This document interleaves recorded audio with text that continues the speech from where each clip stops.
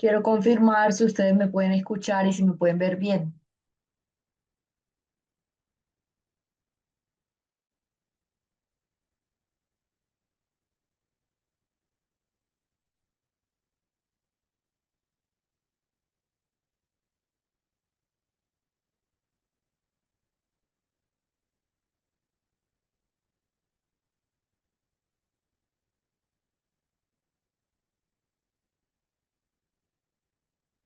Ok, vamos a continuar con la clase. Voy a silenciar el chat a todos.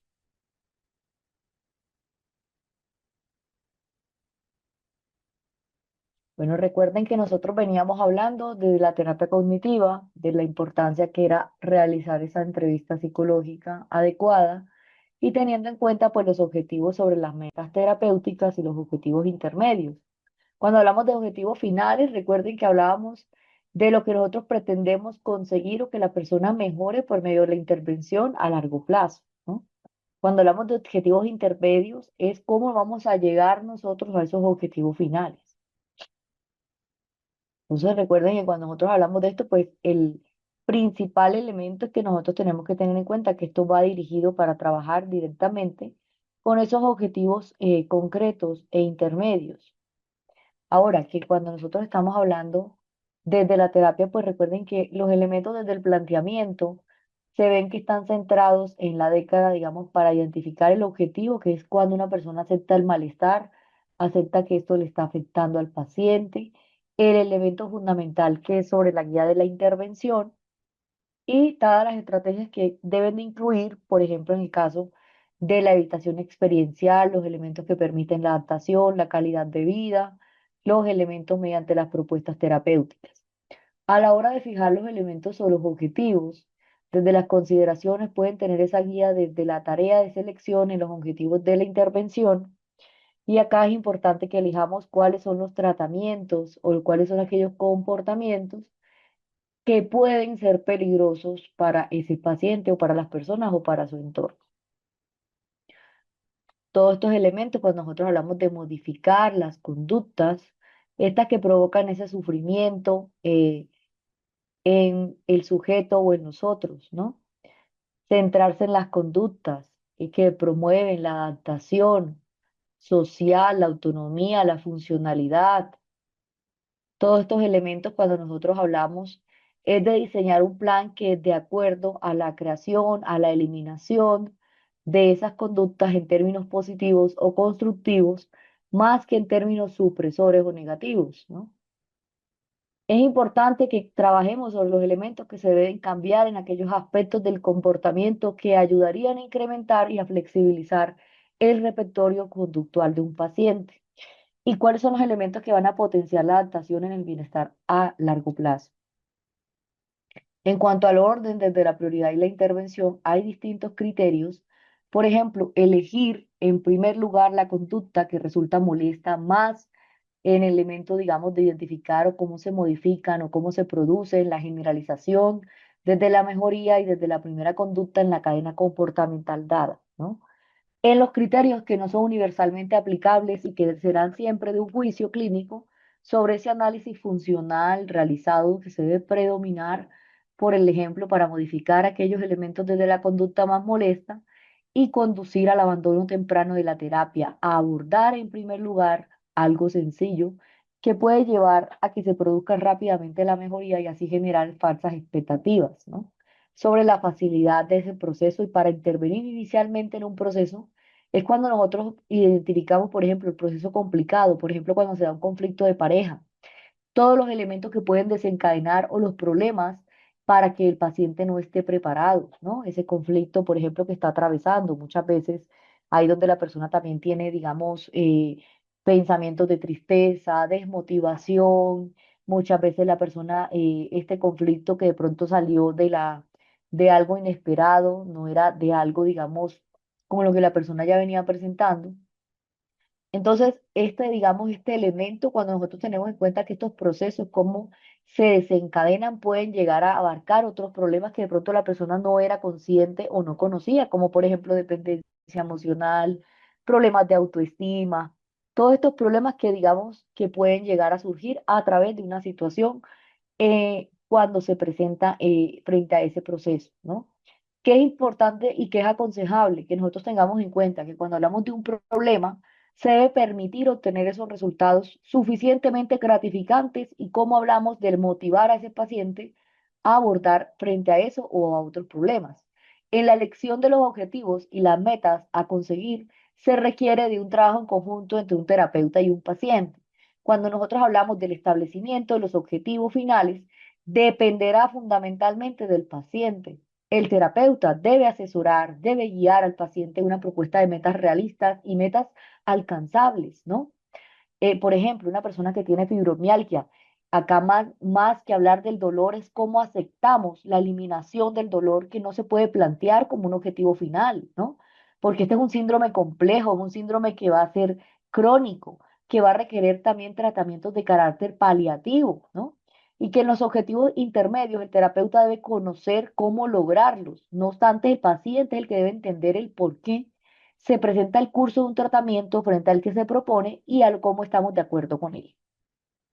En cuanto a la elección de técnicas y procedimientos de intervención, está la función desde los objetivos terapéuticos, cuando se seleccionan las técnicas, las estrategias terapéuticas que mejor puedan ayudar a conseguir los objetivos fijados en el análisis funcional, cuando parece ser una estrategia más útil y cuando notamos que se presenta esa simple descripción topográfica de un problema y que se puede poner con poca ayuda en esta tarea, ¿no?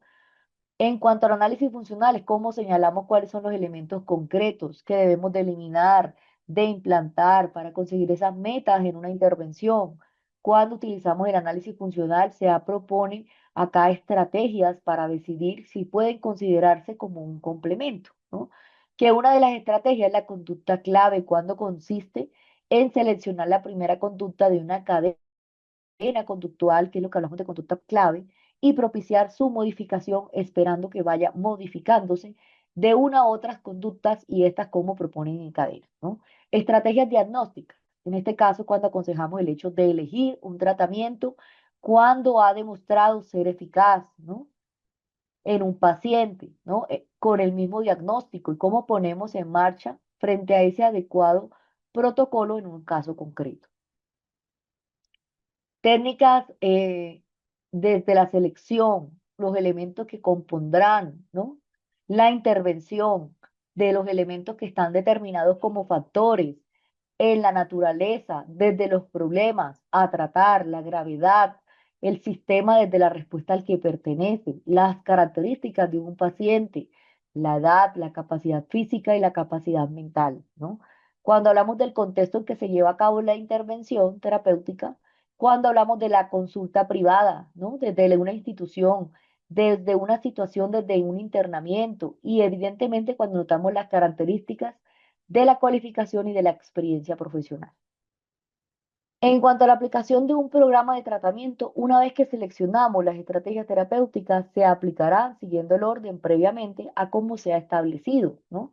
Y aquí es cuando nosotros vemos la flexibilidad suficiente para acomodar el ritmo de una intervención a las posibilidades del paciente y dar cuenta frente a los imprevistos que puedan surgir. Y aquí es cuando nosotros tenemos en cuenta la práctica clínica cotidiana, ¿no?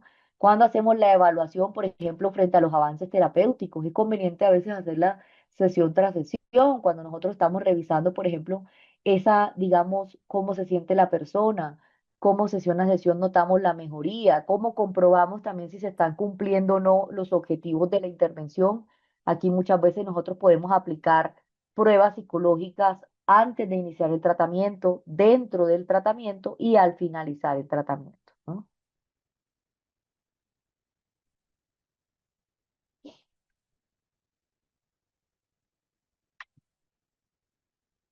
Si no fuese así, es importante que tengamos en cuenta que serán elementos necesarios para volver sobre los pasos anteriores y para modificar las técnicas empleadas desde la secuencia y desde la intervención.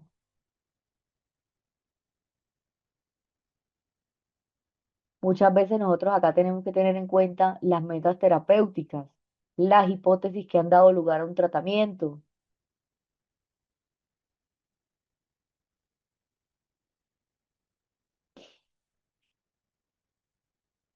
Muchas veces también nosotros tenemos que identificar aquellos elementos cuando nosotros vamos a identificar, por ejemplo, cuáles son las técnicas que de pronto estamos aplicando en la intervención que corresponden a las metas terapéuticas y qué hipótesis dan lugar a ese tratamiento. Es decir, si podemos notar que a partir de esas técnicas que empleamos, si son eficaces para esa persona o se requiere cambiarlas, ¿no?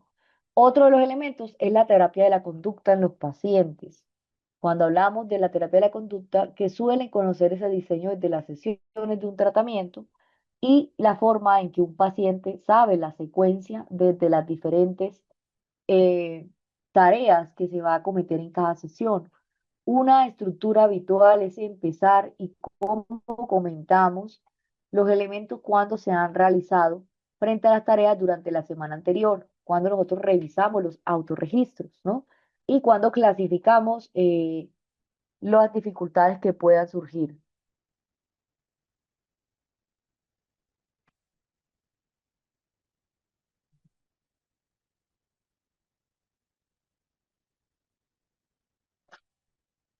En cuanto a la estructura habitual, es importante que empecemos comentando cómo los elementos han dado a una realización de tareas durante la semana anterior, cómo revisamos los autorregistros, cómo identificamos y comentamos las dificultades de los elementos que han podido surgir. Posteriormente, cuando hablamos de las sesiones que pueden dedicarse al aprendizaje, a las técnicas terapéuticas, para finalizar con la valoración desde la progresión de un tratamiento y la programación desde las tareas. Acá es cuando el paciente debería realizar hasta la siguiente sesión. En cuanto a la intervención, son los elementos que han finalizado cuando se han logrado los objetivos finales de una intervención y aquí es para qué momentos se da el mantenimiento desde las ganancias terapéuticas, ¿no? Por ejemplo, cuando nosotros notamos esas ganancias que se obtienen a mediano y a largo plazo. Y acá es importante que diseñemos y que entrenemos al paciente en las habilidades y en las estrategias específicas que propician la generalización y el mantenimiento del cambio conseguido. Frente a la previsión, es primordial que en todas las intervenciones el trabajo sobre las recaídas debe hacerse desde el principio. Acá es cuando el paciente debe saber que es esperable, que su ritmo frente a la mejoría, que no sea regular, cuándo se dan las situaciones, por ejemplo, en casos de la recaída, si se deben conceptualizar como la oportunidad de aprendizaje y no como un fracaso, ¿no? Y que el trabajo, pues, es cuando nosotros notamos cómo se hace sentido y si alcanza o si tiene alguna relevancia frente a los problemas que se presentan la mayor susceptibilidad de las recaídas, ¿no? Acá es cuando notamos los problemas activos, la depresión, el trastorno de alimentación, etcétera. En cuanto hablamos de la evaluación de la intervención, son los resultados terapéuticos que pueden hacerse en distintos momentos a lo largo del tratamiento, en el momento final del programa de la intervención y durante el seguimiento. También la evaluación cuando hablamos del intratratamiento es aquel proceso continuo, cómo se lleva a cabo durante todo un tratamiento, con el fin de comprobar si va cumpliendo las submetas programadas, ¿no? Por ejemplo, los chequeos interactivos, los elementos que permiten ir contrastando las hipótesis parciales, cómo modificamos si es pertinente frente a los objetivos de una intervención. En cuanto a la evaluación post-tratamiento y los elementos que permite constatar si hay objetivos finales, si se han establecido o se han logrado, es cuando nosotros notamos si se ha efectuado las medidas a largo plazo desde las sesiones o los diferentes momentos en el proceso. Cuando estos procesos están llegados a un punto cuando van a existir la noción bastante ajustada sobre los efectos totales, ¿no? Muchas veces esos objetos desde la intervención.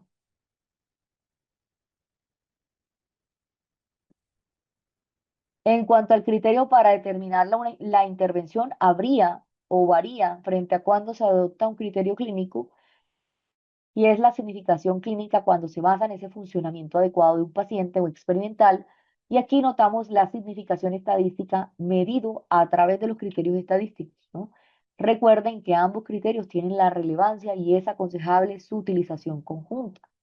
En la realización de la significación clínica, existen procedimientos estadísticos que permiten cuantificarla, que se trata de comprobar la fiabilidad y la validez desde las impresiones clínicas afectadas por la subjetividad. También cuando nosotros hablamos desde la evaluación durante el periodo de seguimiento, si aquí se tiene, por ejemplo, como objetivo comprobar si la mejoría conseguida durante el proceso de intervención se ha generalizado eficazmente a las situaciones cotidianas y se mantiene con el paso del tiempo. En cuanto a la generalización y el mantenimiento de las ganancias terapéuticas, acá el tema especial es el interés que se da en la terapia cognitiva, si este puede considerarse en uno de los factores responsables de la abundancia frente a los manuales de autoayuda. Para resumirles a todos lo que estamos hablando de la evaluación conductual, recuerden que este surge como una alternativa a la evaluación tradicional y esta es la que va a proporcionar en la terapia cognitivo-conductual la metodología de la evaluación que es coherente a las teorías del aprendizaje, desde los modelos cognitivos y también desde los modelos contextuales. En cuanto a la evaluación conductual, va a indicar la parte metódica, que es de los elementos de los focos de interés, desde los procedimientos pertinentes, cuando asignamos un seguimiento a un proceso de intervención, qué elementos permiten su monitorización continua y si facilita su sistematización cuando hablamos, por ejemplo, de la evaluación conductual, que proporciona un entramado teórico y práctico para la formulación clínica de los casos mediante el proceso del análisis funcional y cuando notamos que va a permitir la integración desde los juicios clínicos sobre el problema, sobre los objetivos de un paciente, sobre las variables causales, estas variables que permiten ejercer la influencia sobre los problemas y sus funciones, ¿no? Recuerden que cuando hablamos de la evolución de la evaluación conductual es cuando integramos la metodología de la evaluación conductual, cuando clasificamos el diagnóstico tradicional, incorporando la ventaja de los sistemas de clasificación y también cuando esta influye sobre los mismos. La evaluación conductual se apoya de diferentes métodos y desde modalidades de evaluación para la detección de la existencia de una conducta, de problemas, de parámetros, de entrevistas conductuales, de observación conductual, de evaluación cognitivo-conductual, de evaluación psicofisiológica. Cuando hablamos de la evaluación conductual, cada método, cada instrumento es diferencialmente aplicable, ¿no? Cuando notamos que se presenta la función frente al problema, al objetivo, a la parte de la población, cuando nosotros notamos, por ejemplo, estos elementos desde el contexto en que se plantea el uso, es decir, las personas con diferentes o diferentes contextos o culturas, diferentes objetivos y problemas que requieran diferentes métodos de evaluación. En cuanto al análisis funcional, es el elemento cardinal de una evaluación conductual, el proceso que tiene esas implicaciones sobre cualquier elemento.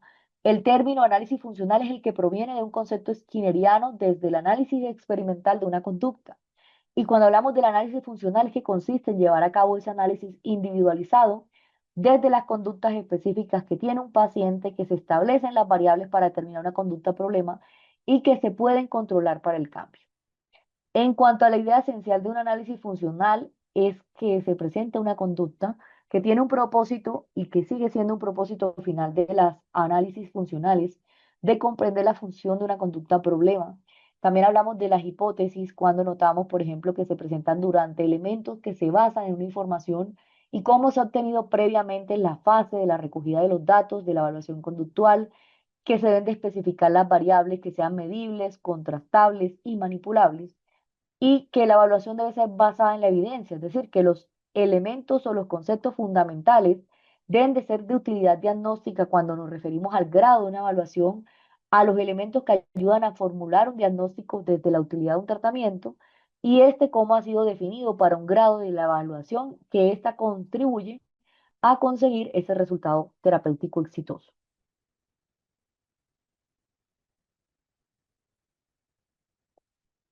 Ahora que yo les pongo acá este cuadrito para que lo entendamos sobre la evaluación conductual y esta parte es muy importante, la intervención, porque a partir de una evaluación es como nosotros vamos a identificar los métodos científicos inductivo, hipotético y deductivo, que es como nosotros a través de un síntoma tenemos una hipótesis y deducimos unos comportamientos, ¿no?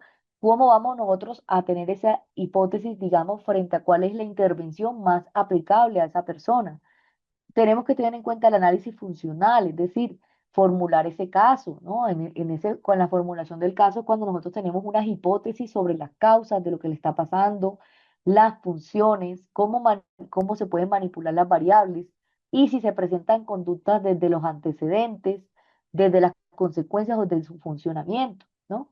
Todos los elementos que tienen que ver para integrar, para definir un problema, para formular un caso. Cuando hablamos de formular un caso, es identificar cuándo se originó, cómo se mantiene, ¿no? Establecer un objetivo en terapia. que esta parte de la parte objetiva es también muy importante que siempre esté en términos operativizables, es decir, que nosotros, si yo tengo un objetivo que estoy planteando en una intervención, debe tener una técnica terapéutica o una técnica que sea basada en la evidencia para poder mejorar ese objetivo, ¿no? Elección de la intervención, cuando nosotros elegimos cuál es el tratamiento o la intervención más indicada, ¿no? La aplicación y luego la evaluación de la intervención. Entonces, la evaluación conductual también nosotros tenemos que tener en cuenta que actualmente, pues, es la evaluación psicológica que se basa en la evidencia y que de hecho por ética tienen que ser elementos para evaluar que estén basados en la evidencia científica, que puedan demostrarse que lo que yo estoy planteando, el síntoma, sí corresponde a la evidencia que hay, ¿no? Por ejemplo, teniendo en cuenta la evidencia diagnóstica según el DSM-5, teniendo en cuenta los síntomas que sí correspondan a ese diagnóstico, teniendo en cuenta las pruebas que yo voy a aplicar para corroborar si realmente es ese diagnóstico el que yo digamos, creo que es, ¿no?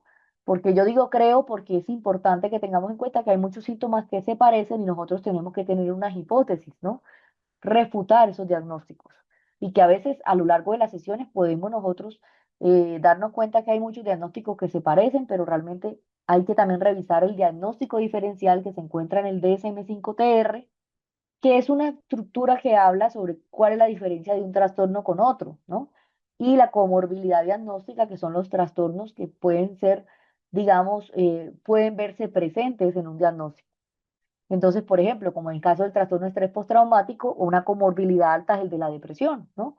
Y pueden haber otro tipo de comorbilidades, ¿no? Como la disociación, como por ejemplo, digamos, ansiedad, ¿no? Entonces, a eso le llamamos comorbilidad, que es cuando se presentan dos o más, ¿no? Estrategias diversas, aquí hablamos desde la entrevista, los objetivos conductuales, las autoverbalizaciones y la psicofisiología. Y aquí pues tenemos que mirar las variables de un sujeto con un evaluador y el problema cuando se da en el objetivo desde una población en contexto. Entonces acá tenemos en cuenta estos elementos para tener en cuenta la evaluación. Están los antecedentes, que son todos los elementos externos, dónde, cuándo, con quién, cómo, internos, todos los elementos cognitivos, los acontecimientos históricos, los acontecimientos que son probables y determinantes, el organismo biológico, fisiológico, las habilidades y la presencia y la carencia, prácticas individuales, sociales y culturales, valores y creencias. Respuestas, todo comportamiento que se emite o que está relacionado con un problema y que puede ser, digamos, ya sea motor, o fisiológico, cognitivo. Contingencias, todos los eventos que suceden después de que una conducta ha ocurrido, cuando se incrementa, cuando se disminuye, la modificación del entorno del sujeto de otro. Consecuencias, lo que ocurre como resultado directo desde una conducta de interés, aquí a corto, a mediano, a largo plazo, externos e internos. Formulaciones basadas en sistemas desde una respuesta analítica y funcional, analítica y conductual, las formulaciones clínicas que están basadas en múltiples sistemas de respuesta. Acá tenemos que tener en cuenta los elementos comunes de un análisis funcional y en la medida cuando nosotros tenemos en cuenta que se trata de identificar las relaciones entre estímulos, respuestas y contingencias, pero cuando añadimos a una dimensión que ha demostrado esa enorme utilidad y esa participación en distintos sistemas, ¿no? Cuando nosotros notamos los distintos sistemas desde una respuesta o concretamente desde las respuestas cuando están reguladas por sistemas de relaciones. Este modelo proporciona las alternativas de la intervención y se constituye frente a un desarrollo cuando nosotros notamos cómo se presenta ya sea el gran provecho o el análisis también de los problemas emocionales. Cuando notamos la consideración desde la influencia y desde la diferencia en los diversos procesos básicos como el sistema biológico, cómo son los procesos, desde la transformación, desde el efecto, desde los factores motivacionales y desde las contingencias.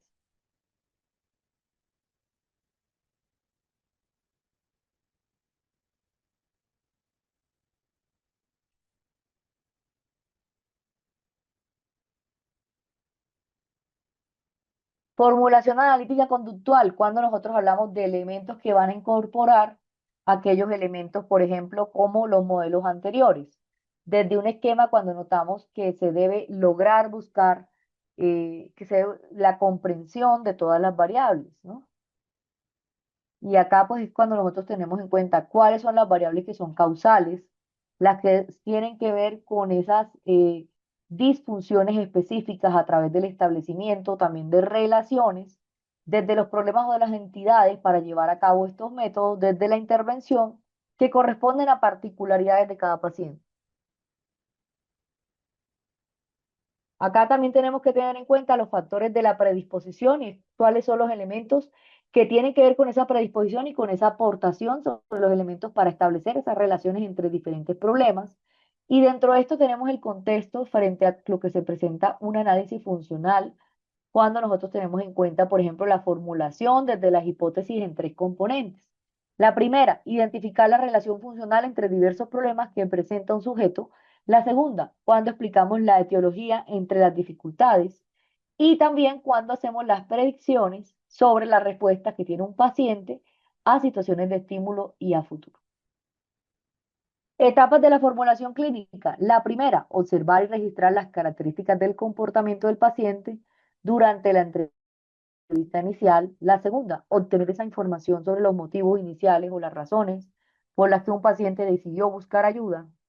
La tercera, describir la historia desde los acontecimientos eh, y desencadenantes de cada uno de los motivos de consulta. Eh, la cuarta, cuando establecemos el nivel inicial en el que un paciente presenta un motivo de consulta, ¿no?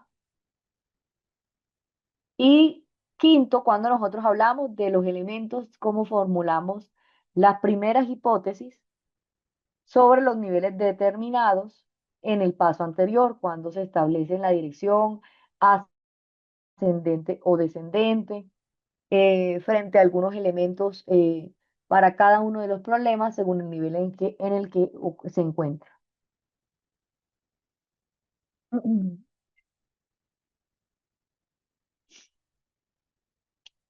También cuando hablamos de la información general y contextual, pues acá es el hecho de obtener los datos personales o demográficos que tiene un paciente y las personas significativas. También es cómo obtenemos la información a través de los recursos, de cuando nosotros miramos los principales elementos de la satisfacción, las áreas funcionales, y acá cómo se relacionan, por ejemplo, ya sea en la persona, en el ambiente físico, en las condiciones económicas, en el área afectiva, en el área laboral, en el área social y también en el ocio. En la etapa histórico-molar, pues la primera es obtener la información sobre las características también de los padres, hacer un recuento de los principales acontecimientos significativos aquí en la historia de la persona y también generar las primeras hipótesis sobre la forma como se adquieren estas hipótesis, ¿no?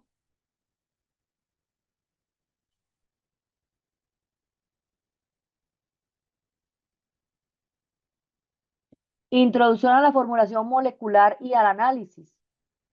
Acá es cuando tenemos en cuenta el análisis funcional, por ejemplo, aquí sobre los elementos que tenemos en cuenta es describir cuáles son las características frente a estos elementos, ¿no? Cuando hablamos de las características topográficas, de los parámetros desde la respuesta, de determinar los sistemas o los procesos en que forma parte esa unidad de respuesta particular. En la etapa de integración desde una formulación conductual frente a los procesos, acá lo importante es completar la matriz de formulación clínica, establecer la relación desde los diversos niveles de formulación y con base en la verificación de las hipótesis, establecer cuáles son los mecanismos más comunes a la acción en distintos procesos. Y aquí yo les pongo un ejemplo sobre los momentos y las tareas del proceso de la evaluación psicológica clínica. Miren que aquí está muy claro, ¿no? En la parte de la evaluación, que es lo que venimos hablando, la exploración inicial, la identificación de los problemas, el análisis de las secuencias, el desarrollo de cada problema y cada esquema narrativo de un caso, las variables que tiene una persona, cuáles son las características descriptivas de esa persona, las variables de su contexto. Y esto nos va a llevar a esas hipótesis iniciales para interpretar ese problema, ¿no? Esas hipótesis de trabajo, ese funcionamiento psicológico, el análisis funcional de cada problema y cada etiología y cada curso y cómo se mantiene ese problema, ¿no? Esto me va a llevar a un diagnóstico, que es una clasificación, es decir, mi impresión diagnóstica es Yo tengo una impresión diagnóstica o una hipótesis diagnóstica que la persona presenta una depresión. ¿Por qué? Porque llega con estos síntomas, porque llega con estas situaciones, porque su estado emocional me lo dice, porque lo que estoy observando en su evaluación es que la persona se ve, digamos, decaída, ¿no? Que con base a los criterios, es cuando ya tengo en cuenta los criterios diagnósticos de la depresión y por qué yo creo que sí tiene depresión o que sospecho que es una depresión, porque presenta tristeza la mayor parte del tiempo, porque presenta llanto fácil, porque presenta problemas de atención, porque tiene problemas para el sueño y para la alimentación, porque siente que ha perdido el disfrute por las actividades que anteriormente le gustaban hacer, ¿no? Entonces tengo en cuenta mi hipótesis diagnóstica con los criterios y aquí es donde va la parte más importante, que son los datos epidemiológicos del curso y comorbilidad. ¿Cuándo se originó esa depresión? ¿No? Esa depresión empezó a originarse después de que le falleció el papá, ¿no? Y a partir de ahí tuvo un duelo mal elaborado y digamos que digamos, ha venido presentando esa tristeza y no ha podido la persona haber elaborado un duelo de manera sana, ¿no? Modelos en los cuales también tenemos en cuenta la comorbilidad, claro, comorbilidad primero era el duelo y luego llegó la depresión, ¿no? ¿Cuándo inició? ¿Cuándo se mantiene? ¿Cuánto tiempo lleva ese curso, ese estado de ánimo? ¿No? Lleva un tiempo, ¿no? Entonces yo ahí relato cuánto tiempo. Modelos psicopatológicos que pueden influir, duelo, depresión, formulación y teorías de explicación y predicción. Aquí es cuando yo tengo en cuenta la etiología, el curso, el mantenimiento y el pronóstico, pero también hago un contraste desde las hipótesis y del mantenimiento, ¿no? Diseño de un tratamiento. Cuando nosotros hablamos del diseño de tratamiento, cuando nosotros vamos a identificar cuáles son los objetivos, las técnicas y los momentos de una intervención. Cuando vamos a hablar de los programas estandarizados de un tratamiento que están basados en la evidencia, cuando identificamos un plan personalizado de un tratamiento y en cuanto al diseño del tratamiento, es la evaluación desde un cambio durante un tratamiento, ¿no? La evaluación de un seguimiento y de una efectividad. En cuanto a la entrevista, todos los elementos que tienen que ver cuando hay una persona que puedan realizar un propósito para reacabar la mayor cantidad posible de una información. Aquí es donde tenemos en cuenta cuáles son las habilidades que tiene ese terapeuta para poder establecer un vínculo y que la persona me cuente realmente qué es lo que está pasando, que la persona llegue a tener esa confianza, ese vínculo, ¿no? ¿Desde qué? Desde el respeto. Nosotros empezamos respetando a esa persona cuando llega a consulta, cuando nosotros no desvalidamos cómo se siente, al contrario, cuando respaldamos de alguna manera cómo se siente, ¿no? Cuando respetamos el problema que tiene, no desde mi juicio personal, si yo creo que es un problema relevante o no, sino simplemente entrar en la postura de respetar y de empatizar con ese dolor, ¿no? Y en elementos objetivos en la entrevista, ¿qué elementos objetivos realmente requiere que yo haga estas preguntas adecuadas, ¿no? ¿En qué momentos debo hacer preguntas y en qué momentos debo evitar también preguntas que no son necesarias o que pueden generar morbo? Por ejemplo, una persona cuando ha presentado, por ejemplo, algún trauma por un abuso sexual, yo no necesito conocer muchos detalles sobre ese abuso, ¿no? Porque aquí estaría entrando en una situación de revictimizar a la persona. Entonces las preguntas deben de entrar en un elemento objetivo y es en conocer el problema, la dimensión del problema, los elementos que ha desencadenado ese problema. Por ejemplo, a partir de ahí, ¿qué elementos ha evitado hacer la persona? ¿Qué dificultades tiene en su presente? Y a nivel interno, ¿qué dificultades tiene? Por ejemplo, si su autoestima se ha visto afectada, si se ha visto afectado su sueño, si se ha visto afectado su tranquilidad, si la persona no quiere salir de su casa por ese trauma que pasó, ¿no? Entonces, en términos objetivos, elementos puntuales, ¿no? Evitar detalles de morbo innecesarios. Eso también es respeto y ser objetivos por una intervención. Elementos de tipo inicial, pedir autorización, el proceso, si es un menor de edad, requiere la autorización por parte de los padres. Nosotros no podemos realizar una intervención si no tiene el consentimiento de una persona mayor, ¿no? Una persona adulto responsable, tutor, acudiente o padre del menor. Ahora, que cuando nosotros estamos hablando de estos elementos desde la entrevista, hay un elemento que me gustaría puntualizar también Y es que cuando nosotros estamos hablando de los elementos de la entrevista, además de la objetividad de las preguntas que yo estoy abarcando, deben de tener una razón y una razón con base a la intervención que yo voy a realizar, ¿no? No son preguntas simplemente por yo conocer toda la vida de la persona, ¿no?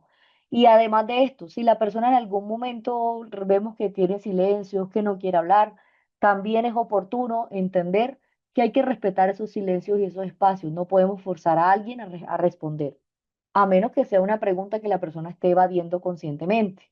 Por ejemplo, hay personas que, por ejemplo, cuando están en un estado bipolar de euforia, presentan verborrea, es decir, que hablan de un tema, saltan a otro, entran a otro tema, saltan a otro, pero eso es normal en la bipolaridad, ¿no?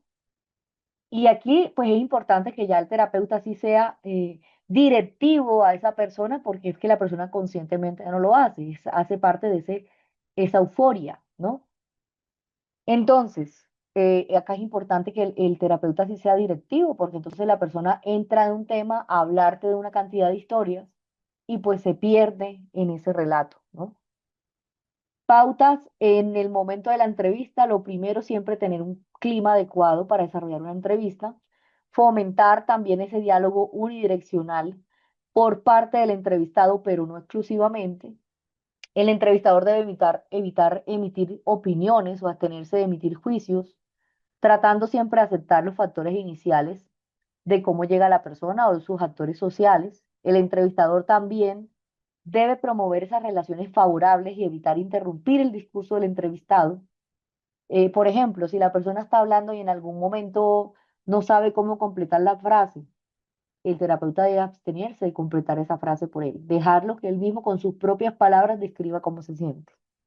Es importante también que tengamos en cuenta que conviene reforzar el diálogo desde maneras gestuales y cómo mantenemos un clima conversacional. Debemos mantenernos en alerta, la atención, que el investigador debe captar también el desarrollo de una entrevista y de las posibles deformaciones eventuales, que finalmente el entrevistador debe mantener una motivación en el entrevistado y debe mantener esa motivación al entrevistado durante toda la conversación. Test, cuando hablamos de los test, es el hecho de cómo nosotros utilizamos instrumentos para medir las características psicológicas desde la personalidad, desde la inteligencia, desde la creatividad, de los intereses. Aquí hablamos de los test en los cuales notamos elementos psicométricos estandarizados, objetivos, test proyectivos desde una corriente dinámica, desde la interpretación. Aquí en los test hablamos de la validez. ¿Qué se dice, por ejemplo, de que un test es válido si se mide lo que se debe medir?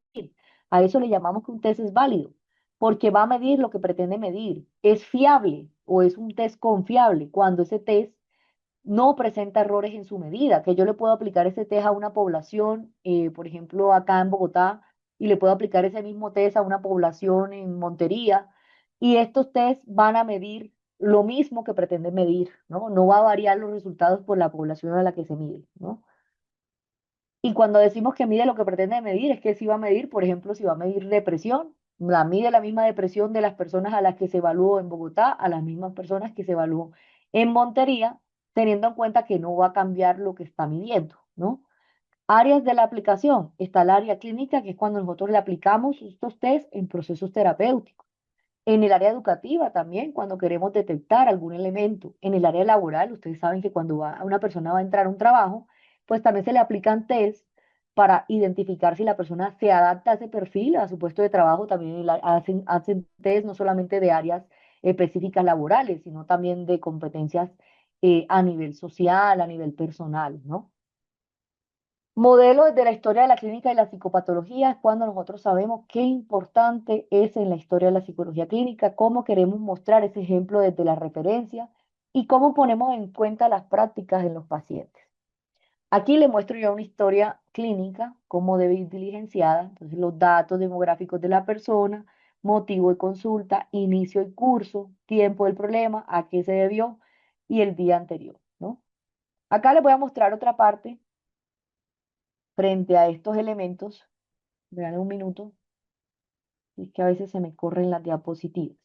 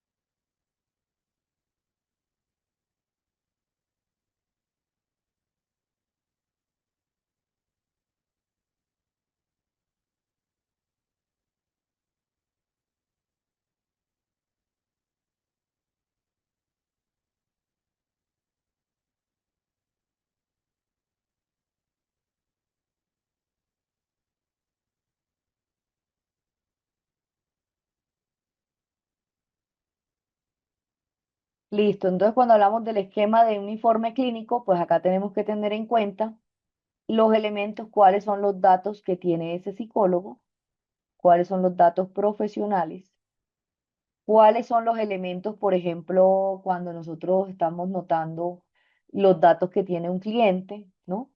Eh,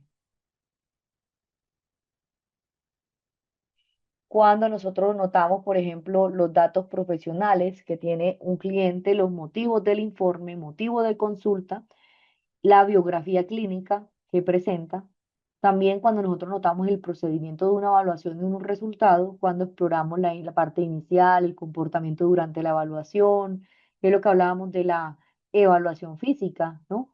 Técnicas de la evaluación psicológica y los resultados. También el diagnóstico, cuando ya lo tenemos diagnóstico o la hipótesis diagnóstica, formulación de un caso clínico, que es cuando nosotros miramos la etiología, el curso, mantenimiento y el pronóstico.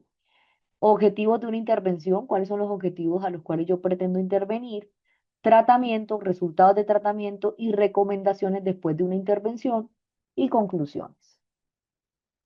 Voy a activarles el chat por si hasta el momento ustedes tienen alguna pregunta o alguna duda.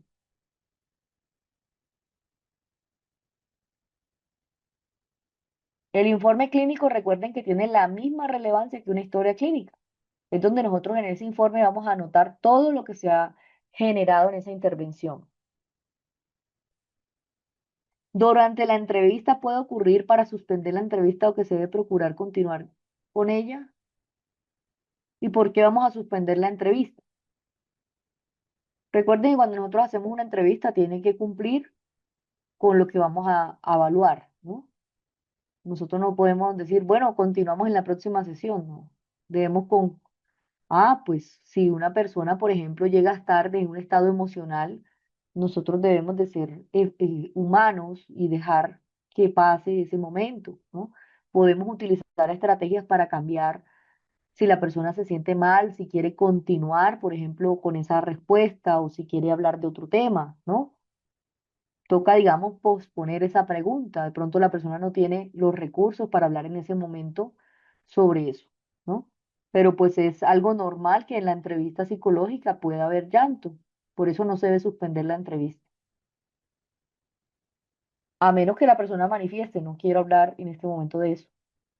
Eso ya es otro tema.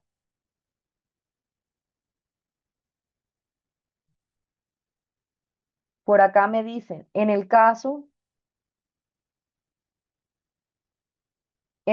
que un consultante con conducta suicida no quiere hablar, ¿qué debemos hacer? Pues tampoco podemos forzar a una persona a hablar, ¿no? Pero podemos tratar de buscar estrategias para acercarnos psicológicamente a que nos hable cómo se siente. A veces no es necesario de una vez entrar a preguntar la conducta suicida, ¿no? Sino empezar a hablar con la persona, que la persona tenga confianza, explicarle por qué debemos de motivarlo para un proceso terapéutico.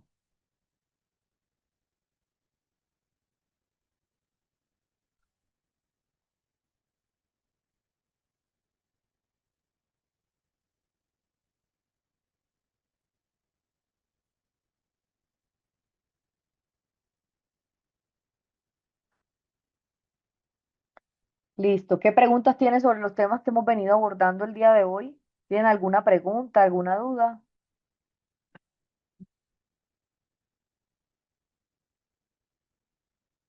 Bueno, es que eso de el tiempo de la terapia depende, ¿no? Eh,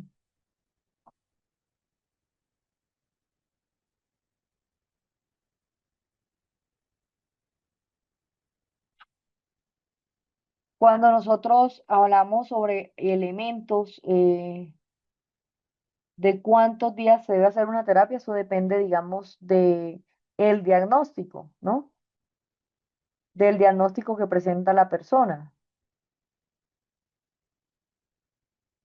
Y pues a partir de ahí, digamos, de los problemas que presenta, de la intensidad que puede requerir de pronto tener un tratamiento un poco más extenso que otro, por ejemplo, cuando es un duelo prolongado, puede requerir un tratamiento un poco más largo que los demás tratamientos, ¿no?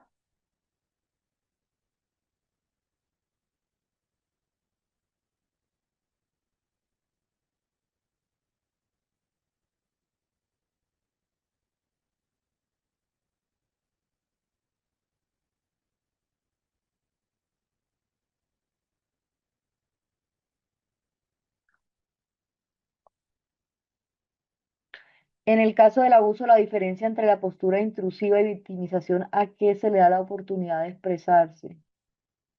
No, lo que la persona quiera hablar. Usted no puede, digamos, si la persona habla sobre lo que le pasó, pues déjela hablar, ¿no? Pero hablamos de revictimizar es cuando nosotros entramos a hacer muchas preguntas morbosas, intrusivas, que la persona notamos que se siente incómoda por contestar o que puede incluso incrementar más el malestar. A eso hablamos de revictimizar. Sería el tiempo que necesita el paciente. Exacto, el tiempo correspondiendo a la hipótesis, al diagnóstico que requiere. ¿Tenemos alguna otra pregunta, alguna otra duda?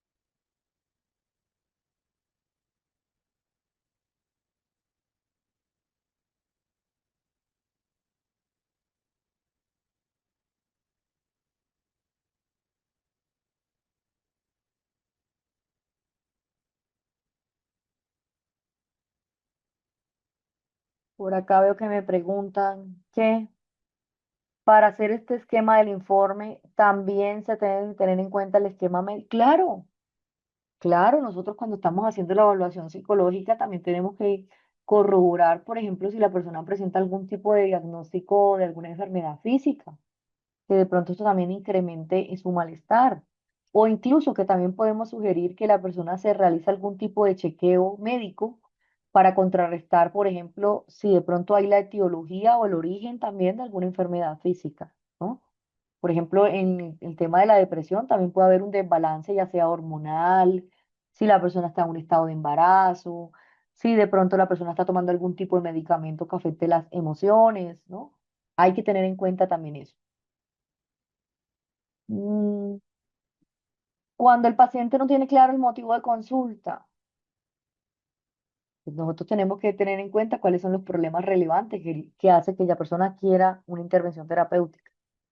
Créame que una persona cuando va a una sesión terapéutica conoce cuáles son sus problemas frente a su vida, ¿no? Los que están afectando su bienestar, ya sea laboral, estrés, ansiedad, ¿no? Entonces, realmente nosotros tenemos que tener en cuenta que hay muchos elementos que se tienen que conocer en la vida de la persona, no solamente es ese diagnóstico, sino también nosotros tener en cuenta cuáles son los aspectos relevantes para nosotros tener en cuenta la entrevista psicológica cuando nosotros vamos a ver los elementos que hay que intervenir.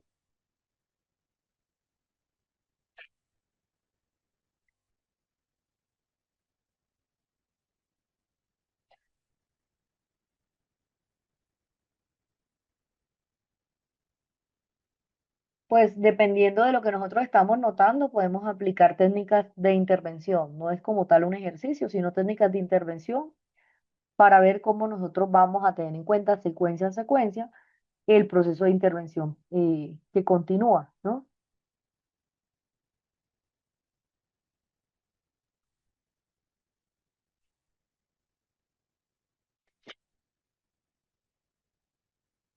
Nos referimos con la evaluación psicológica en los momentos de la entrevista cuando nosotros notamos que hay elementos desde las disciplinas en los cuales vemos los síntomas cuando se presentan, ¿no? En los elementos emocionales, eh, a partir de ese diagnóstico, de esa evaluación, de esa exploración también, desde esos síntomas, ¿no? El motivo de consulta.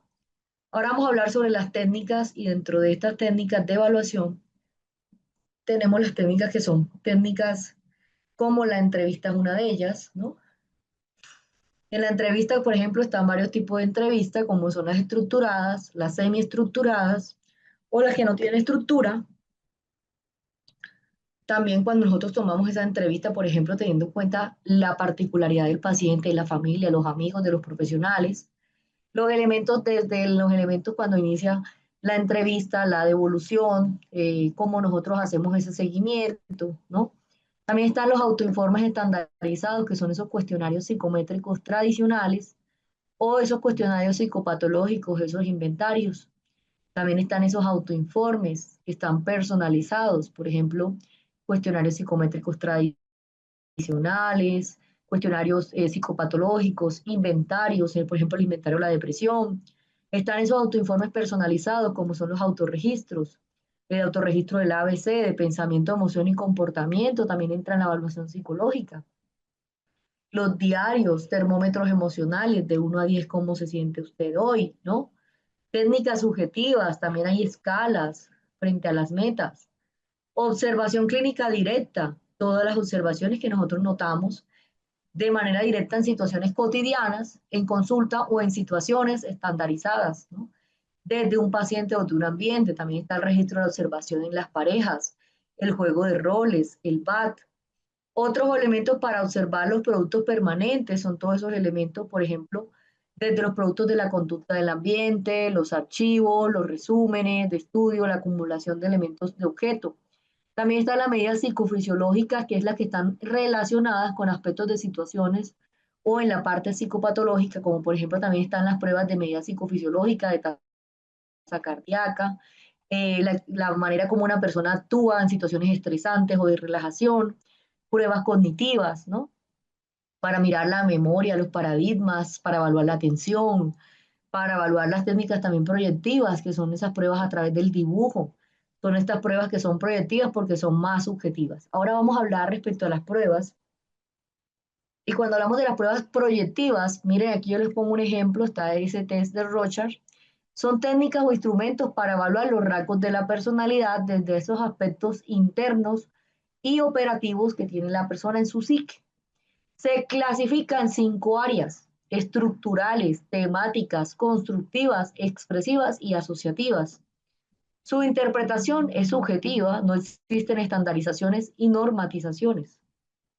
¿Qué son los test gráficos? Lo que llamamos test gráficos, todo lo que pertenece a la categoría del test proyectivo.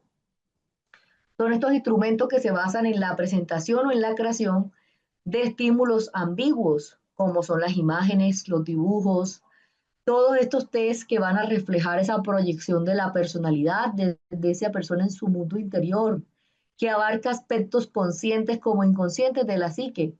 Y en esto también hay herramientas proyectivas que son complementarias en una evaluación psicológica y que pueden entregar la comprensión más profunda en la personalidad y en los aspectos afectivos y conflictos internos que pueda tener una persona.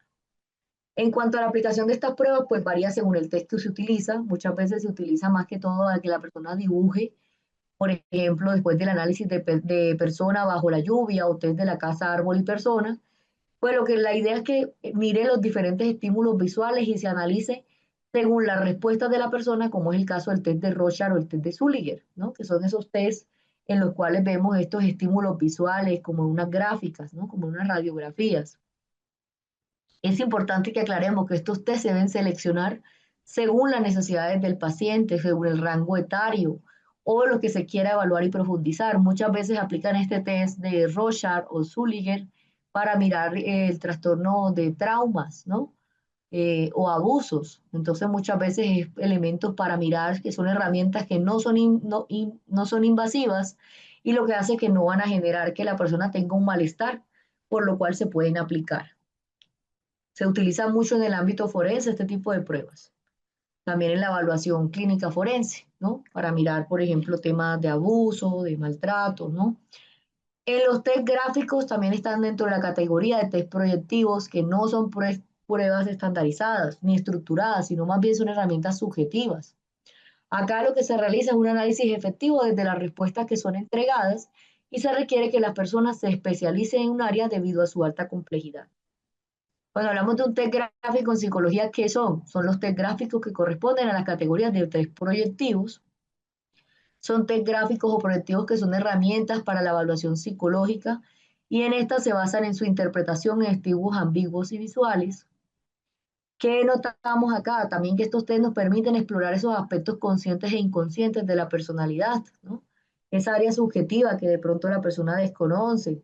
porque recuerden que cuando la persona ha pasado por algún tipo de situación traumática, pues probablemente no tiene en ese momento el recuerdo o no tiene en ese momento la conciencia de lo que pasó, porque muchas veces llegan a aparecer situaciones de olvidos, ¿no?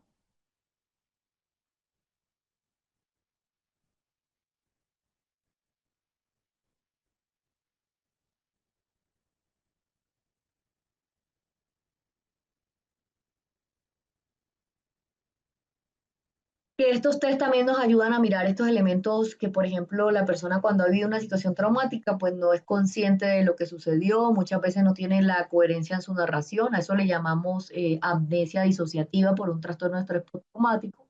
Y pues estos test también pueden lograr que nosotros encontremos de pronto elementos que la persona no dice, ¿no? Ahora vamos a hablar sobre estos elementos, como por ejemplo cuando hablamos de los test gráficos, pues todos estos test, por ejemplo, la persona bajo la lluvia o el test de la casa y el árbol y la persona. También está el test Rorschach, que es la test de la figura compleja. También está el test de Rey, el test Sulliger, el test del árbol y el test Lunscher del test de los colores, ¿no? Test gráficos en la psicología, pues encontramos unos ejemplos, por ejemplo, esos test de persona, árbol y bajo la lluvia, el test de la casa, árbol y la persona, y el test de Vancouver de la figura humana, ¿no? Hay test gráficos estructurales, como el test de los colores, el test de Rorschach y el test de Sully. En el modelo psicométrico, la medición desde la inteligencia y de las actitudes también es lo que nos ayuda a mirar esos cuestionarios de la personalidad y nos permite clasificar y predecir los resultados. Por ejemplo, el test de la inteligencia y las actitudes nos ayuda a evaluar el desempeño de los individuos en las diferentes pruebas, cómo comparamos los resultados con los de otros que pertenecen a ese grupo normativo o a su referencia.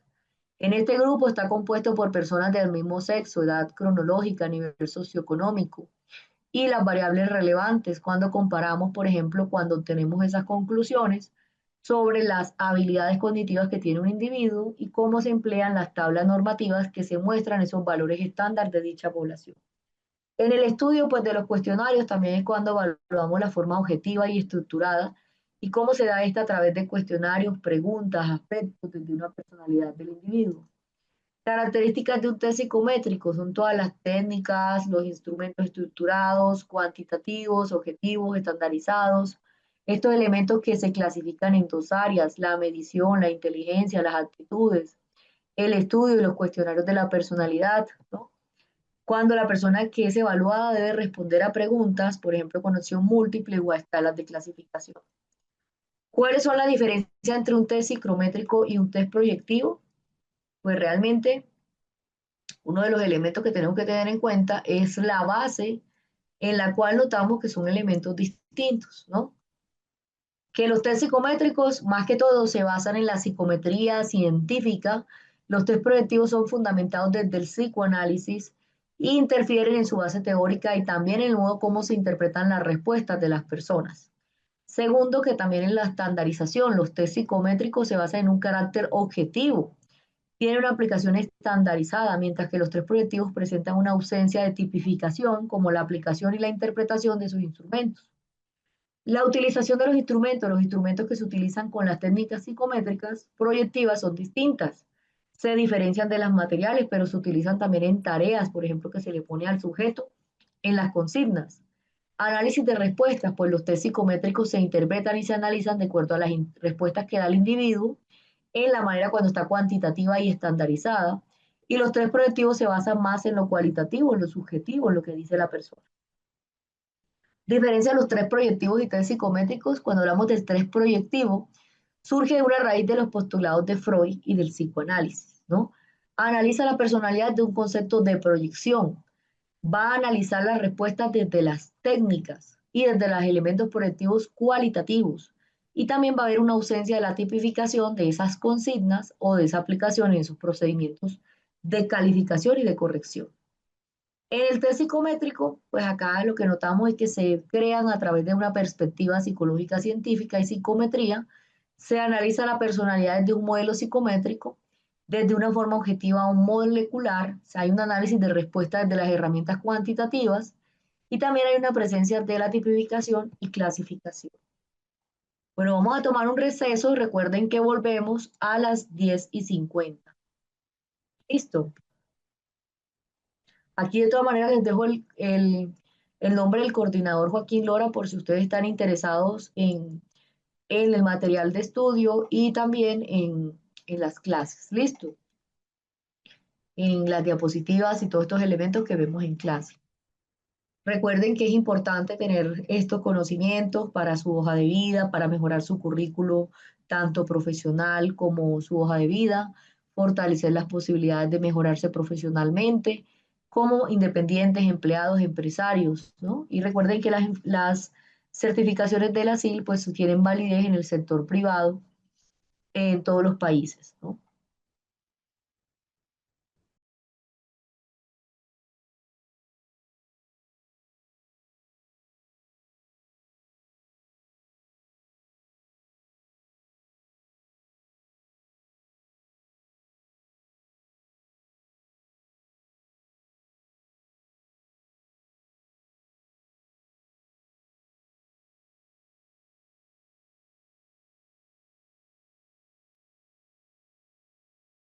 Bueno, vamos a continuar con este resto de clase que nos queda faltando.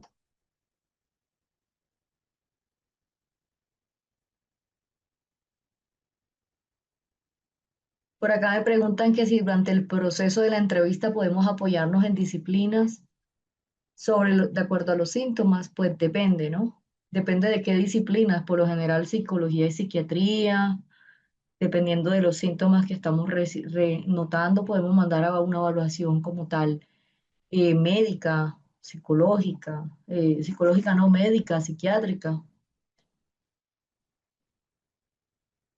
Bueno,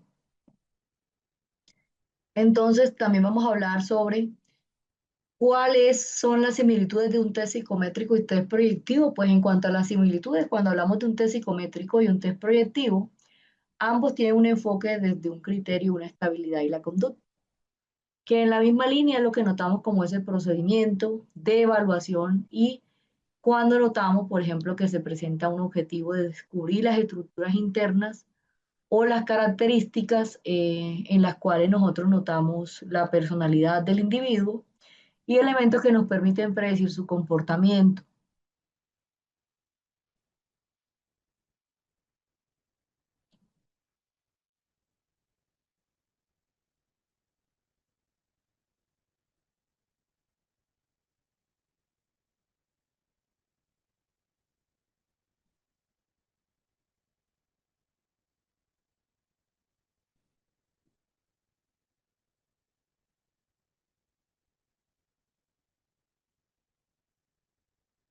También cuando hablamos de los contextos de la evaluación psicológica o el carácter complementario, no la única herramienta en la cual debemos definir un diagnóstico.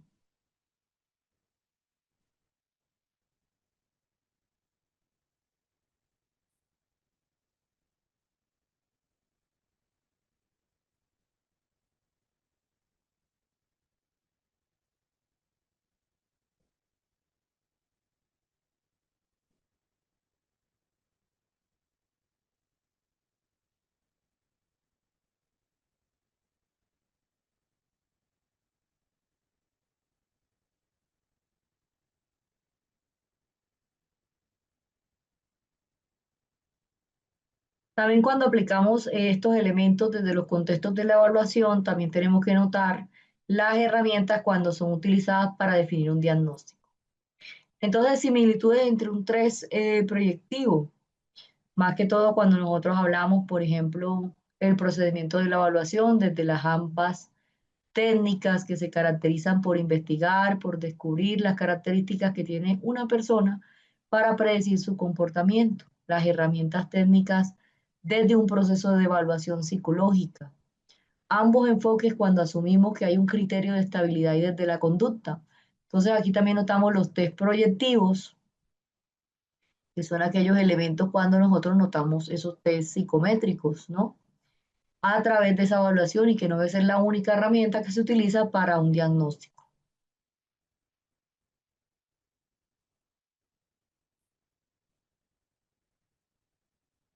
Pruebas detalladas en las aplicaciones, pues también notamos los test psicológicos desde diferentes áreas de la psicología, como es el test WISH, que es un test que va a medir una prueba de inteligencia, más que todo cuando nosotros estamos notando evaluar las capacidades cognitivas en los niños o en los adolescentes, ¿no?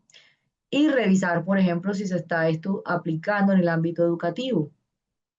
Cuando nosotros estamos notando, por ejemplo, que la persona tenga un problema de aprendizaje, evaluar el desarrollo cognitivo y elementos para nosotros proporcionar esa información detallada, ¿no? Desde el funcionamiento intelectual del menor.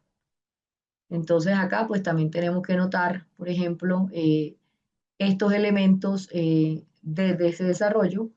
También identificar cuáles son las fortalezas y las debilidades cognitivas y los elementos que ayudan a adaptar esa intervención educativa.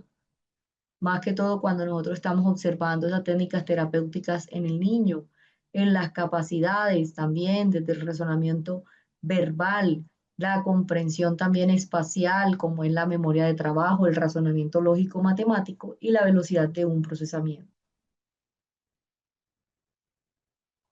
Test psicológicos y pruebas detalladas en las aplicaciones, pues también todos los elementos que hablamos que se adaptan o que se aplican en los test psicológicos, teniendo en cuenta las diversas áreas en la psicología.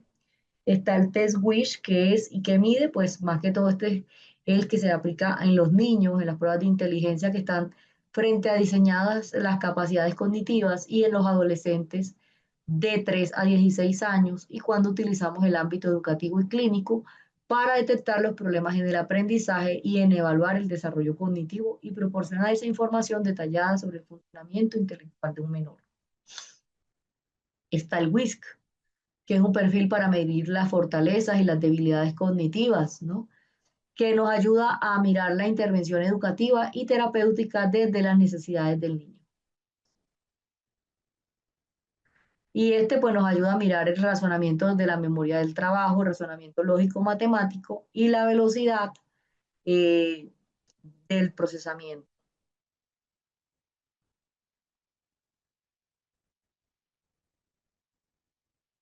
También cuando nosotros estamos analizando la escala de Wechsler, pues también es todos los elementos desde la versión, cuando notamos que es utilizada frente a esos instrumentos, ¿no?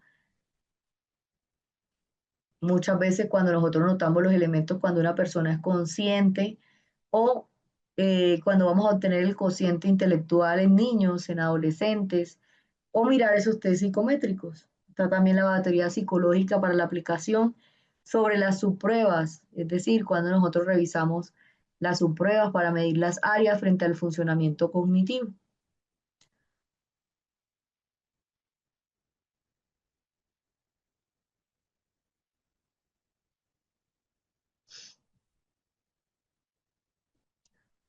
Ahora que también vamos a hablar del estándar del WIS, pues esta es una escala de niños, un instrumento clínico que se aplica de manera individual, teniendo en cuenta las subpruebas, ¿no? Desde las fortalezas y desde las debilidades.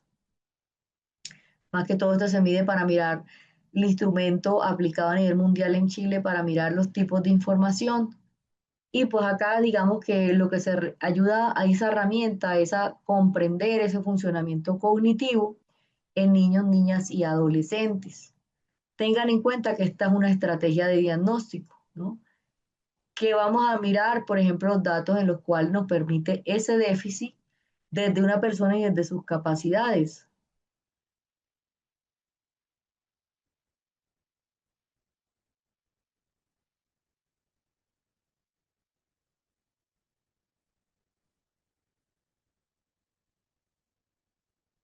Y pues también tener en cuenta las alteraciones desde los lenguajes, desde el trastorno en el que notamos el déficit de atención, dificultades no verbales, la memoria visual, auditiva, las dificultades relacionadas frente a la memoria, a las funciones ejecutivas, a las percepciones. También que mide el test de WISH, pues como ya les decía, mide la parte de calcular el coeficiente intelectual, las áreas cognitivas como es el razonamiento, verbal, la comprensión visoespacial, la memoria de trabajo. la parte lógica matemática y hay 7 subpruebas que mide también. Dentro de estas, pues también están los índices de los elementos primarios y secundarios para mirar las habilidades cognitivas del evaluado. Índices principales, la comprensión verbal, la visoespacial, el razonamiento fluido, la memoria de trabajo, la velocidad del procesamiento y los índices también desde la memoria del trabajo auditiva, ¿no? No verbal, también las habilidades en general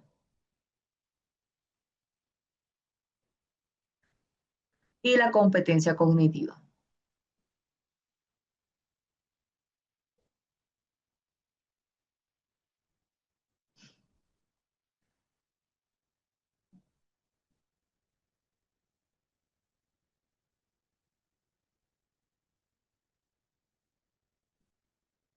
La interpretación desde los resultados son todos los elementos cuando nosotros ponemos a prueba ese coeficiente, por ejemplo, intelectual, en los cuales notamos estos elementos, ¿no?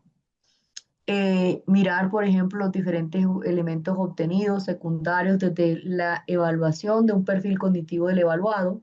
Y pues hay subpruebas también para mirar esas puntuaciones honestas, ¿no?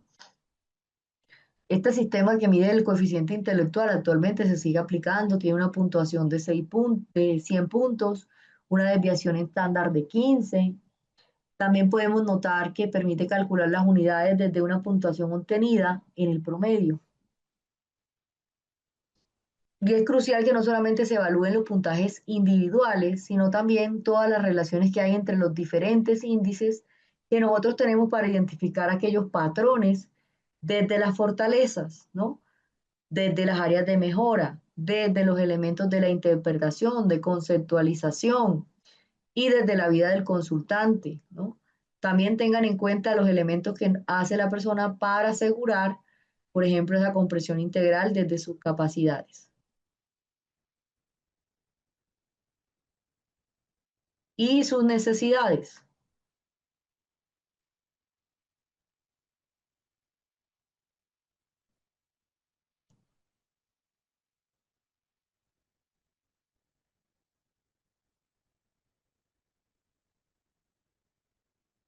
En cuanto a la clasificación del test WISH, pues lo principal que podemos notar es que establece un promedio de 100, una desviación de 15, ¿no? Que mide rasgos más extremadamente bajo a alto, que también nosotros vamos a revisar, por ejemplo, la escala del coeficiente intelectual, por ejemplo, de 130 sobre 130, extremadamente alto, 120 a 129 muy alto, 110 a 119 medio alto, 90 a 109 promedio, 80 a 89 medio bajo, 70 a 79 medio bajo, y 69 a 69 extremadamente bajo.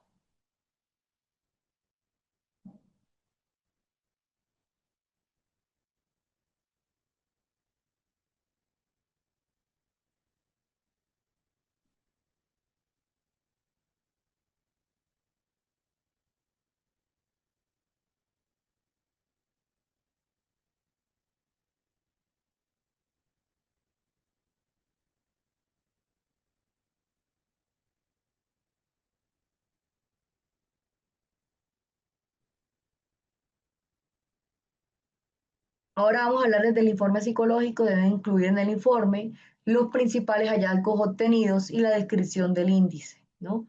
Cuando nosotros notamos los elementos para identificar cada índice, según su interpretación, los informes también que incluyen los datos generales, el motivo de consulta, la observación, los resultados obtenidos, el análisis del índice de las principales y secundarios, la interpretación de los resultados y las conclusiones y las recomendaciones. El informe, recuerden que es fundamental en la evaluación que se presentan los resultados, las conversiones, las respuestas del niño o niña en cada subprueba o índice, y cómo esta actúa de esa herramienta valiosa para guiar ese trabajo desde los profesionales en la salud mental y en el ámbito educativo, ofreciendo esas recomendaciones basadas en fortalezas, áreas de mejora específicas también del consultante. Que el profesional aplica el WISC, también mirar qué profesionales, más que todo psiquiatras, áreas de educación, neurólogos, pediatras, psicólogos, fonoaudiólogos, terapeutas ocupacionales, docentes, psicopedagogos o educadores diferenciales y pues todas las personas que cuenten con esa acreditación para llevar a cabo ese test, que de hecho para aplicar esos test hay personas que tienen que tener unos cursos aprobados, ¿no? Eso no lo puede aplicar cualquier persona. El test WAIS de la escala de Wechsler de adultos, esta es una herramienta que mira la evaluación psicológica utilizada para medir la inteligencia en adultos. Esta fue desarrollada por David Wechsler y su última versión fue publicada en el 2008. Digamos que este es un test psicométrico que se considera una de las baterías de pruebas al contar con 15 subpruebas y evaluaciones que miden las capacidades cognitivas que brindan esa información especial sobre ese rendimiento intelectual y las diversas áreas. ¿Qué trabaja ese test? La memoria de trabajo, el razonamiento perceptual, la comprensión verbal, también el procesamiento, la capacidad de análisis visual. El Waze es el que se administra individualmente en cada participante y que se toma aproximadamente de 2 a 3 horas para completarse. Acá hay unos subtests que se llevan a cabo en un orden específico y que se clasifican de acuerdo con los criterios establecidos en el Manual de Administración y de Calificación. ¿Quién puede aplicarlo? Pues también los psicólogos, profesionales del área de la salud mental, las personas que han hecho los cursos del WAIS pues, sobre esa prueba psicométrica. Acá se requiere también que se den conocimientos especializados y específicos para su correcta aplicación y su interpretación. Además, se requiere que los profesionales certificados de esta evaluación, ya que este es un test complejo y que es necesario contextualizar los resultados según el historial y las necesidades del evaluado. ¿Cómo interpretar los resultados? Pues más que todo es la obtención de ese conocimiento, de ese cociente intelectual, el rendimiento como tal, mirar la comprensión ya sea verbal, el razonamiento perceptivo, la memoria de trabajo, la velocidad del procesamiento y todos los elementos que van a reflejar las habilidades cognitivas específicas. Recuerden que los puntajes se comparan con los rangos de una población general y se utilizan para identificar las fortalezas, las debilidades y la exploración desde la verificación, desde los criterios y desde ciertos trastornos cognitivos y del desarrollo. En cuanto a los resultados, el WAIS va a mirar la cantidad, digamos, de los entornos clínicos en una investigación para mirar la capacidad cognitiva en la toma de decisiones médico-legales o de empleo, para mirar los déficits cognitivos en los pacientes que de pronto tienen enfermedades. También nosotros para revisar, por ejemplo, la identificación de esos déficits, ¿no?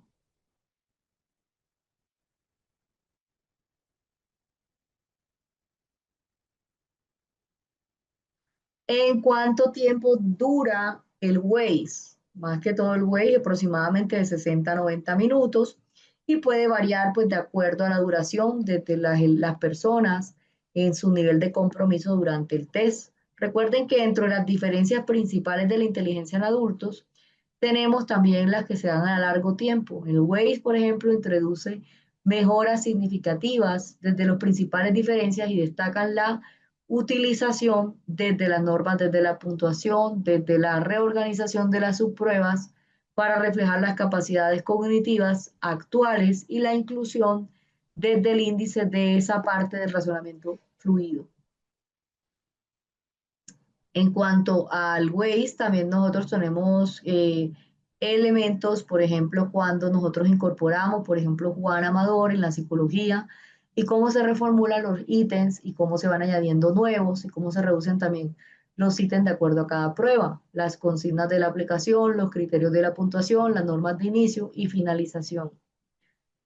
Cuando tenemos en cuenta también si se ha reducido o no o se ha eliminado las bonificaciones en algunos ítems, ¿no? Asimismo, cuando tenemos en cuenta las puntuaciones desde las escalas de Wechsler, el cociente intelectual, cuando manipulativo, el coeficiente intelectual total, cuando se añaden las pruebas desde los análisis, la comprensión verbal, la coorganización perceptiva, la memoria de trabajo y la velocidad de un procesamiento.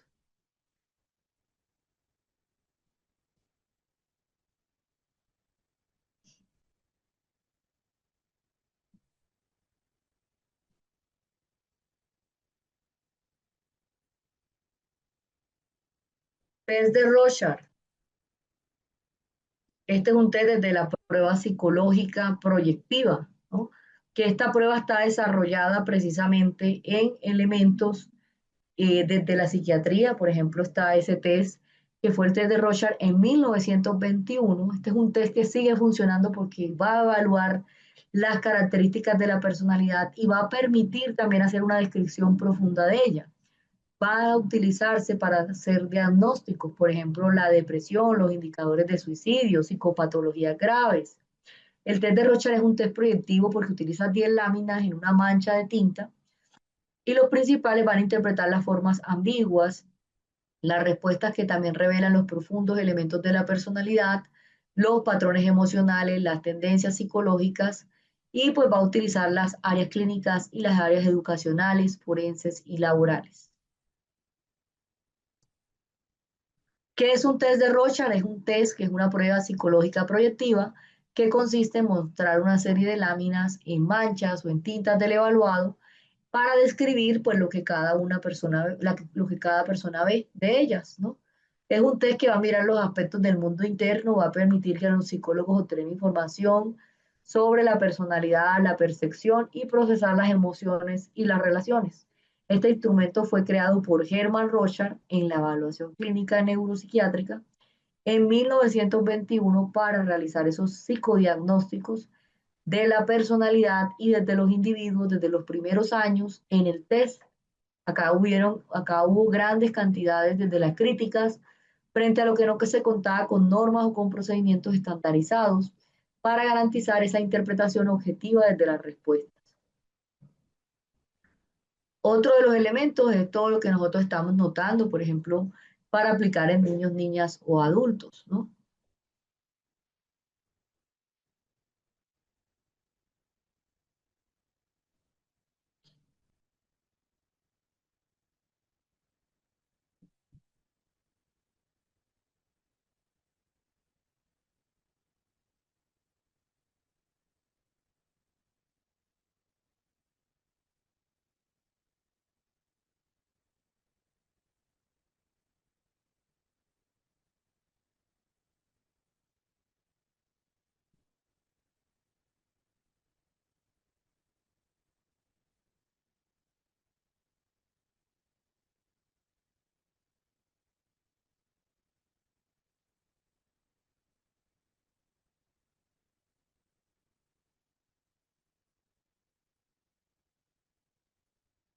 Entonces, realmente el test de Rorschach, ¿cuáles son los elementos que va a medir? ¿No? Por ejemplo, va a mirar la parte objetiva desde los elementos, desde la interpretación, va a mirar el sistema comprensivo, por ejemplo, cuando notamos que se presentan una serie de reglas, ¿no? Va a notar también y se va a calificar la interpretación desde las pruebas, desde los elementos, desde la diferenciación, va a mirar también las normas en las cuales se aplica en niños, ¿no? También el test va a evaluar los componentes emocionales. Cuando nosotros notamos que se presentan patrones de pensamiento,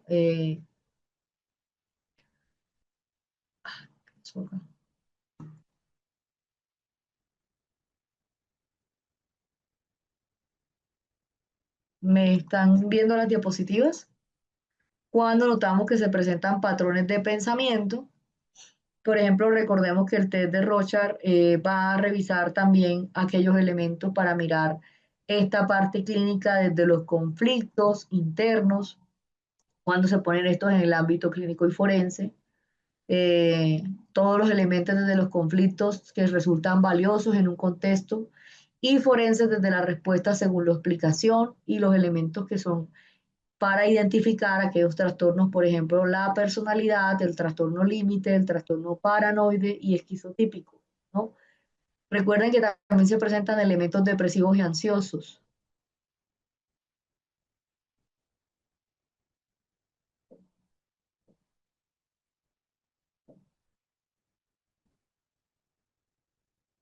Recuerda que cuando nosotros hablamos de un diagnóstico efectivo, son todos los elementos que hablamos, no solamente del test de Rorschach, sino también la herramienta complementaria en la cual se debe evaluar la parte, digamos, de la historia del consultante, familiar, salud, socioemocional, educacional, ¿no?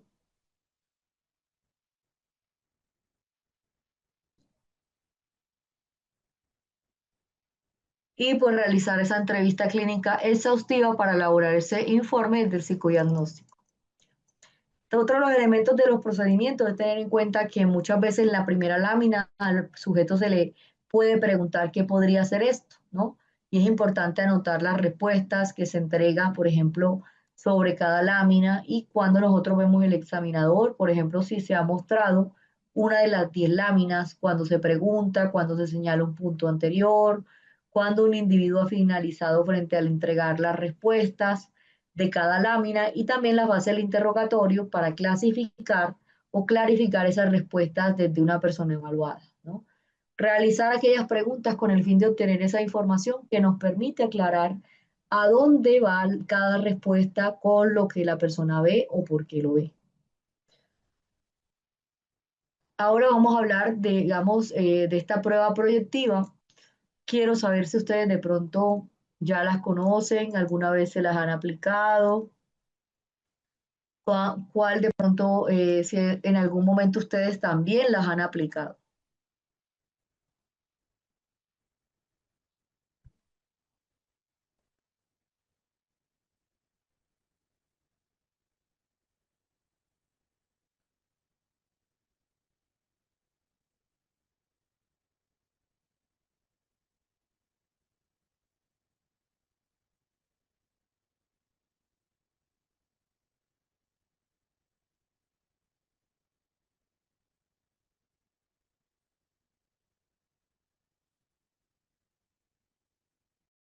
Bueno, así quedamos por hoy en esta clase de pruebas y evaluación psicológica. Yo espero que todo haya quedado claro. Si ustedes algún momento tienen alguna pregunta o alguna duda, me la pueden hacer.